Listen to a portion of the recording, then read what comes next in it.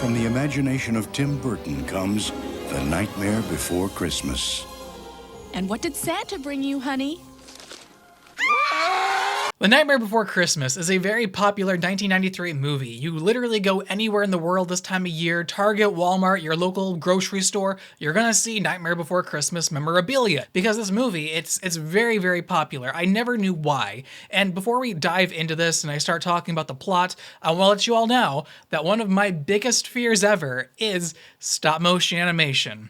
I know, that's a very weird fear to have. It's nothing that's like logical to me. It's just something that happens and I feel scared. The way these characters look and the way they move, it's not natural. And it's such a big discomfort to me that it honestly just scares me. It takes me out of my own comfort zone and I just don't like it. I decided, hey, why not jump into this movie and talk about it during the Halloween season? Although this movie is considered to be more of a Christmas movie, which I do actually see that being the case. There's a lot of Christmas themes and even the plot, it just revolves around Christmas with Halloween characters enacting on the plot. And so that's why a lot of people like to say it's more so a Halloween movie or a Christmas movie. The debate is there to be said for both. You can watch it probably at Halloween and Christmas and you'd totally be fine. Although the atmosphere for me, and on top of that, the stop motion animation, this movie for me is more so a Halloween film just because of all the spooks and scares and the creepiness and the nature of how the characters look. Some of these characters, man, they just look hideous. Even the small children, the human people outside of the Halloween town, they look like nightmare fuel. The Nightmare Before Christmas, what is the actual plot of this movie? Well, for those of you who aren't aware, just like me up until just a few days ago, this movie features Jack Skellington. He's a little bored, he's tired of the whole Halloween shtick, and so one day he stumbles upon a bunch of different doors. He stumbles into his favorite one, being the Christmas season door. And so he discovers Santa Claus, snow, ornaments, elves, candy, everything. He wants to pursue this at any cost. However,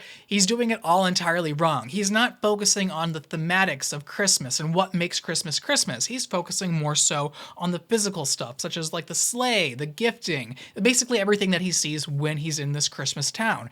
And so he wants to replicate that and steal that holiday and make it his own, despite not knowing how to do so. It does get a little bit muddied, but the story, it's not that complex. Now, this movie is a children's movie, and there are many themes and messages to take away from this, but as an adult, what I mostly took away from this is stay in your own lane. And my gosh, is that something that I have just seen, especially in the workforce. And speaking of staying in your own lane, Jack Skellington, probably my least favorite character in this whole entire movie. I didn't like many of his songs. In fact, the only song in this movie that really stuck out to me was the opening song. That was probably the best one, especially with the animation, just the way the song sounded. It was pleasant on the ears. I enjoyed a lot about This Is Halloween, and I would listen to it a lot on repeat, whereas all the other songs, they just kind of seem forgettable and bland. I know some people like some of like Oogie Boogie's song and even those kids, but I really couldn't get into any of those songs or their characters. Oogie Boogie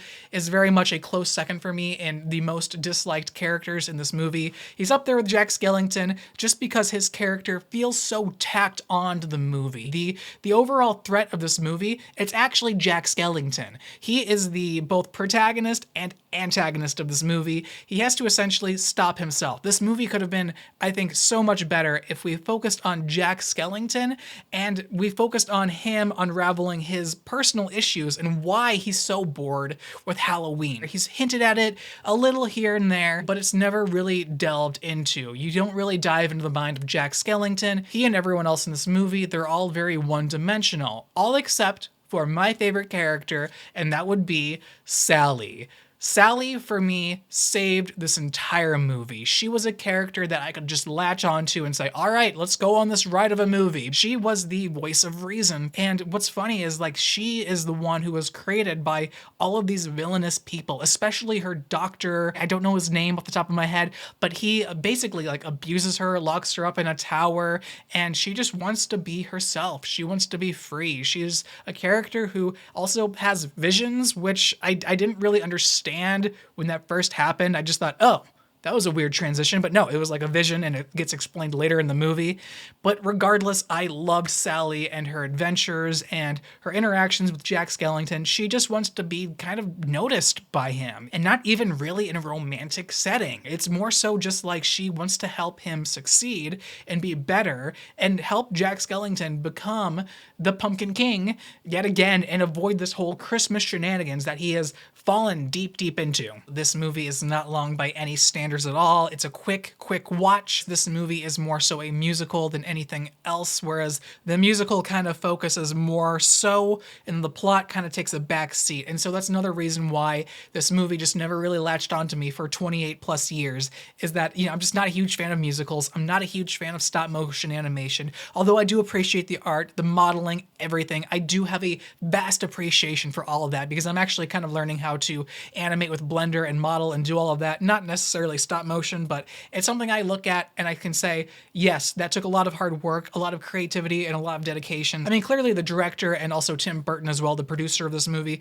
they have gone on to make more films kind of like this one in that really unique, creepy kind of style. Every character, every theme, everything, like just everything in this movie and all of these stop motion movies, especially those involving Tim Burton, they just kind of frighten me. I don't know why, again, it's just something that just makes me discomforted. So let's talk more about the side characters. Oogie Boogie being one of the most displeasing side characters I've ever heard of in such a long time. Again, he just felt so tacked on. He didn't really feel like he was needed in the story. I like some of the aesthetics later down in the film when he is unveiled, if you will. He is a very creepy character, and I do believe he belongs in the setting of Halloween Town, but I also just don't think that he should be so heavily involved in the plot at the same time. I think the mayor could have been a more unique side character to focus on. He had an even better design, in my opinion, and I liked just the way he interacted with a lot of the other citizens of Halloween Town. But again, Nightmare Before Christmas, it just has a lot of these side characters that you can interact with, and I believe it just focuses on the wrong ones for far too long, such as those kids. They are creepy, they're scary, they kind of do their own thing,